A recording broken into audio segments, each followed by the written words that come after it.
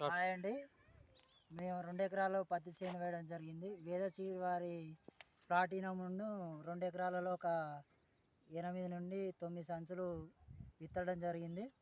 వర్షాల వల్ల 8 సంచులలో 4 సంచులు మొలకెత్తకపోవడం వల్ల మళ్ళీ 4 సంచులు పెట్టడం జరిగింది. అప్పటి నుండి ఇప్పటి వరకు మా పత్తి చేను ఇంతగా పెరగడం జరిగింది.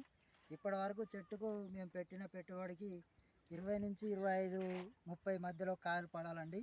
ఇప్పుడు వచ్చేసి చెట్టుకు ఒక 5-8 కాయల మధ్యలో ఉన్నది. అలాగే తుఫాను రావడం వల్ల చెట్టుకు వచ్చిన పూత, కాయలు, దోమ ఎక్కువగా ఉండడం వల్ల అన్నీ రాలిపోయాయండి. ఇప్పటివరకు మన పత్తి చేనుకు పిండి బస్తాలు వచ్చేసి ఒక 15,000 వరకు పెట్టడం జరిగిందండి పెట్టుబడి. అలాగే ఇలా గుంటక తోలడం అనే దానికి ఒక 6-8 వేల మధ్యలో జరగడమైంది.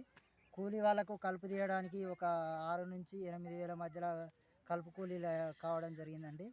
ఇంత పెట్టుబడి పెట్టినా కూడా ఈ సంవత్సరం మా రైతన్నకు చెట్టుకు కాయలు సరిగా రాకపోవడం వల్ల అధిక దిగుబడి వస్తుందని ఆశించిన తరుణంలో తక్కువగా కాయలు పడడం వల్ల మేము నష్టపోవడం జరుగుతుందండి.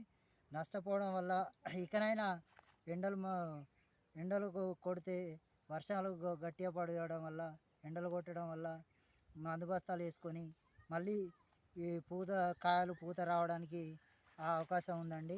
అలాగైనా మా ఆశలు నెరవేర్చి మేము పెట్టిన పెట్టుబడి మా చేతికి వస్తుందని ఆనందం వ్యక్తం చేస్తున్నామండి.